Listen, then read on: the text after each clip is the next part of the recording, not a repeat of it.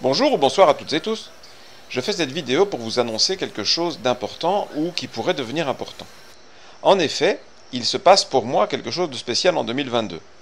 Il faut dire que 2022 est probablement une année spéciale pour beaucoup de gens et le reste de l'année pourrait s'avérer assez mouvementé. En ce qui me concerne justement, il pourrait y avoir beaucoup moins de mouvements. C'est pour ça que j'ai appelé cette vidéo la fin du voyage. En effet, je suis parti de la maison familiale de mes parents en Belgique en janvier 2020 et je n'ai plus arrêté de voyager. Mais en fait, ça fait maintenant plus d'1 an que je suis dans le même pays, au Mexique.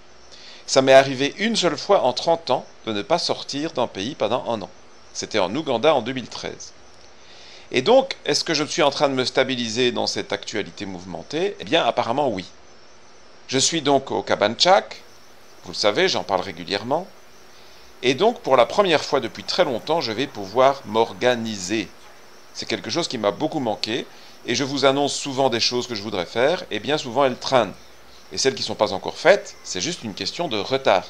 Mais il se passe toujours quelque chose. Est-ce que cette fois, c'est pour de bon? Et si je vous parle ainsi, c'est parce qu'il y a quand même une nouvelle importante. C'est que non seulement j'ai commencé à travailler avec les Cabanchac, mais surtout, on est en train de préparer en travail pour Marinella, ma compagne. Puisque nous prévoyons d'ouvrir ensemble, peut-être d'abord un snack et puis un restaurant végétalien. Elle est cuisinière, c'est sa spécialité. Elle a travaillé avec des restaurants végétaliens et végétariens aux Philippines, et donc elle fera ça très bien. Seulement pour faire les papiers, c'est le parcours du combattant et c'est cher. Je voudrais que la période qui s'annonce, qui devrait donc être relativement stable pour moi, sauf que je vais devoir passer du temps pour les documents, mais ça c'est une autre histoire, eh bien, soit quelque chose de particulier et de très intéressant. Cette stabilité géographique, je voudrais la mettre à profit pour faire beaucoup de choses. Je vais vous annoncer les détails du projet petit à petit, mais tout sera résumé dans une vidéo très importante que je vais publier, si tout va bien, le 16 août, parce que le 16 août, c'est une commémoration un peu triste pour moi et pour Marinella, mais c'est le dernier jour où on était ensemble en 2020, avant que je m'envole de Jakarta vers Istanbul, et qu'elle s'envole vers Mani, et puis Ormoc où elle habite. Et donc, on espère faire ces documents en 3 mois, et plus précisément en 100 jours. En fait, l'année passée, j'avais déjà eu l'idée de consacrer 100 jours à faire différents jeux et projets. C'est tombé à l'eau à cause de problèmes techniques et de mes formalités à moi. Et donc maintenant, je voudrais reprendre ça en mieux, puisque cette fois, j'ai une sorte de stabilité plus ou moins assurée. Évidemment, il peut toujours se passer quelque chose. Et donc, je vais vous montrer beaucoup d'oiseaux d'ici, de Xpujil, c'est comme ça qu'on prononce la ville où je suis installé, une ville maya, et donc c'est la prononciation maya. Je voudrais relancer les formations qui traînent, en proposer de nouvelles, continuer bien sûr les mises à jour des pages espèces, des pages famille, et le 16 août, on lancera officiellement le site en anglais. Il était peut-être temps. Bon, vous allez me dire que je m'engage pour beaucoup de choses et que sans doute je risque d'accumuler des retards. Alors c'est possible, mais je vais essayer de faire différents projets en lien avec différents réseaux sociaux, puisque j'ai notamment de plus en plus de groupes Facebook et un compte Twitter qui est passé les 2000, bien plus en fait que 2000, et donc j'aimerais bien faire différentes activités adaptées à chacun des groupes, avec 1 ou 2 personnes que je pourrais prendre comme co-modérateur de groupe par exemple, pour m'aider, et ainsi, quand il y a des dates limites et des personnes qui attendent de ma part une partie du travail, en général j'arrive à terminer à temps. Je ne vais pas ici donner tous les détails, mais notamment pour le groupe inconditionnel que j'ai récemment reçu de la part de la fondatrice Cathy, eh bien chaque semaine ils font une journée à thème. Pour chaque journée à thème, il y aura une page comparative et le thème sera l'identification de ces oiseaux. Donc on pourra montrer ces oiseaux et ceux qui leur ressemblent par exemple, ou ceux qui ont les mêmes critères d'identification. Je vais travailler dur pour terminer cette formation limicole, commencée il y a quasiment 2 ans, ce serait bien de terminer cette année, avec notamment la leçon sur les bécassos, et ensuite on lancera des formations plus simples, plus courtes, qui sont attendues par certaines personnes, notamment des oiseaux d'Europe, ça a déjà été fait, mais il y a encore beaucoup de choses à faire, et alors les oiseaux d'Afrique, puisque de plus en plus de membres africains nous les demandent. Donc voilà, toutes sortes d'idées qui vont être mises en place. Donc pour ne rien rater, eh bien, rejoignez mes groupes, rejoignez mes réseaux sociaux. Vous pouvez également nous suivre sur la page Flickr, sur laquelle il y a des très belles photos mes plus belles, même si elles ne sont pas nécessairement les plus didactiques, c'est pour pouvoir varier les plaisirs. J'annonce également en groupe, en anglais et en espagnol pour les oiseaux du Mexique, ça vous concerne peut-être moins. Pour ceux qui me suivent régulièrement et aiment de connaître mes aventures, j'ai décidé de faire en blog personnel sur mon site, avec toutes les vidéos que j'ai faites depuis plus de 2 ans qui parlent de la situation en ce qui me concerne avec la crise, etc., toutes les aventures qui me sont arrivées. Vous en avez eu un aperçu ici, notamment sur la carte que j'ai mise au début de cette vidéo. Eh bien, vous pourrez suivre tout ça en détail sur cette nouvelle page qui est déjà assez riche. Je viens de la publier pour la première fois. Eh bien, si ça vous intéresse, je la compléterai régulièrement. En février dernier, lors de la publication de la fiche du Cresserelle d'Amérique, la fiche 1500, j'avais exprimé l'idée, la volonté en fait, de faire plus de pages collaboratives, c'est-à-dire des pages que je n'illustrais plus tout seul. Déjà que le tableau, je ne le fais plus moi-même, le nombre de bénévoles augmente et on en cherche encore, mais ce serait bien d'avoir plus de photographes pour illustrer l'encyclopédie holistique. Ici, l'apport de Claire pour le Cresserelle d'Amérique est remarquable. Regardez la qualité des photos qu'on a pu mettre grâce à elle. J'aime particulièrement bien le fait de pouvoir montrer une proie, le fait de pouvoir montrer une famille, un accouplement. Ce sont toutes des choses que je n'aurais pas pu faire seul, tout simplement parce que j'ai évidemment pas des images aussi variées pour toutes les espèces. Il y a déjà pas mal de pages collaboratives. Je vous invite par exemple à regarder la Bouscarle de Séti, qui était une page qui avait déjà été publiée, avec ma photo sans problème, mais la qualité des photos a été augmentée grâce aux images de Pascal, qui est un excellent photographe. Regardez la qualité de ces images, éclairage, netteté, tout y est, et donc ça apporte en plus considérable à la fiche. Certaines pages, comme vous le savez, notamment au Cabagne Tchak, sont sponsorisées pour des raisons de publicité, et puis il y a des sortes d'intermédiaires.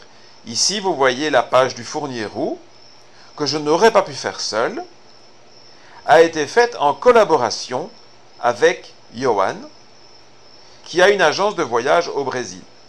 Et donc, c'est l'occasion pour lui d'annoncer son agence de voyage. Et c'est l'occasion pour moi de vous montrer des images, encore une fois, de meilleure qualité. Donc, c'est vraiment du gagnant-gagnant. J'aimerais bien que ce genre de page augmente, puis surtout que je vais moins voyager. Et tant mieux. Mon but n'est plus de voyager tout le temps.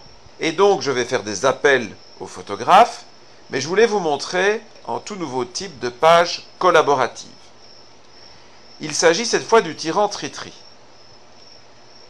J'ai déjà assez de photos pour montrer tout ce qu'il y a à voir sur le tyran Tritri. Il n'y a pas de dimorphisme sexuel, les jeunes ne sont pas très différents des adultes, je n'ai donc pas besoin de millions d'images pour faire quelque chose de bien. Par contre, avec Dominique Lalonde, qui a une magnifique chaîne YouTube où il montre des animaux en tout genre, y compris des oiseaux, eh bien nous avons décidé de collaborer. Et regardez, des vidéos ont été incrustées dans ma page. Ce sont évidemment des vidéos que je choisis et qui apportent quelque chose de très bien. Je vous laisse évidemment aller voir, je ne vais pas cliquer dessus, j'espère que votre curiosité vous poussera à vous y précipiter, notamment ici parce que l'oiseau s'appelle tyran Tritri. Alors bien sûr, on peut dire c'est une onomatopée du chant ou du cri. Mais avec Dominique, vous allez voir cet oiseau en train de crier et vous comprendrez pourquoi il s'appelle Tritri. De façon plus approfondie, parce que ça reste en détail superficiel, il a fait une très belle vidéo où il explique le mode de vie. Ces explications sont correctes et corroborent tout à fait ce qu'il y a dans ma page. Je pense qu'il n'y a pas de problème, que les gens me font confiance par rapport à ce que j'écris, mais c'est toujours bien d'avoir une source supplémentaire. Et surtout, évidemment, il y a des images qui illustrent ce qu'il dit, y compris la nidification, que je ne vous ai pas montré dans cette page avant cette collaboration avec Dominique Lalonde. Donc je vous recommande chaudement d'aller voir ces pages et je fais un appel à tous ceux qui voudraient également participer, en particulier pour faire des oiseaux d'Europe, comme la Bouscarle de Séti, avec Pascal, parce que je ne vais plus retourner en Europe avant longtemps, et j'aimerais bien montrer des fiches que je n'ai pas et que je n'aurai pas rapidement, puisque je ne retourne pas en Europe, par exemple, les Pipites communs d'Europe, le Grimpro des bois, le pic vert, tout simplement. Ben oui, j'ai pas de fiche de pic vert, j'ai bien quelques photos, évidemment, hein. Si on trouve un photographe qui veut jouer le jeu, la fiche sera faite avec mes photos et les siennes. Je vais terminer en disant que l'avantage de voyager moins et de vivre en endroit, c'est que j'ai aussi plus de temps pour m'intéresser aux autres animaux que seulement les oiseaux. Les oiseaux, c'est déjà beaucoup de boulot, et quand on voyage, c'est impossible de regarder tout en détail. Il y a par exemple plein de beaux papillons, mais je n'ai pas encore eu le temps de m'y intéresser. Je les publie sur Expert Animaliste, groupe Facebook sur lequel je vous invite évidemment, et je demande de l'aide souvent pour l'identification. Je n'en ai pas encore fait beaucoup au Mexique, mais en restant à Xpujil, je le ferai régulièrement. Par contre, il y a déjà plusieurs reptiles que j'ai pu identifier. J'en ai mis un de Xpujil sur mon Flickr. C'est le basilic brun. Il y a deux autres reptiles que j'ai vus et identifiés à Xpujil. Il y a l'anole brun, qui n'est pas que brun quand il ouvre sa gorge chez le mâle. Et il y a une espèce dont je n'ai pas trouvé le nom français. Peut-être qu'on trouvera en nom français avec le temps. C'est un reptile, on va dire un lézard, il pourrait s'appeler lézard du Yucatan, qui est endémique de la péninsule, donc du même nom. Il y a un quatrième reptile que je devrais vous montrer, c'est le gecko, que j'ai dans ma chambre, mais que je n'ai pas encore pris la peine de photographier. Donc vous pouvez suivre tout ça sur mon site internet, sur les réseaux sociaux, et bien sûr sur ma chaîne YouTube. Mais si vous êtes en train de me regarder, vous le savez, pensez à vous abonner, à mettre des pouces, à partager. Vous savez, ce sont ces petits gestes qui vous prennent quelques fractions de seconde, mais qui font monter ma chaîne. Beaucoup de gens découvrent récemment mes vidéos, notamment sur la crise, on va dire, de la pandémie, sur la guerre en Ukraine, et d'autres sujets. Ils me disent que vraiment, ça leur apporte quelque chose de très important et qu'ils regrettent que je n'ai pas plus de visibilité. Eh bien, pour augmenter la visibilité, je dépends de vous. Vos partages, vos likes, vos commentaires, ce sont eux qui font monter ma chaîne dans les algorithmes de YouTube.